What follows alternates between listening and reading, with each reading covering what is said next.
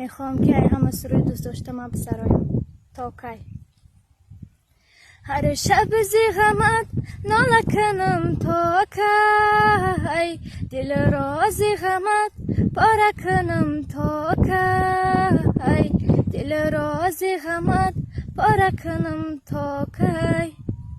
مدار و قوتم نیست دیگر ای جهان، به درگاه خدا زار کنم تا کی، به درگاه خدا زار کنم تا کی.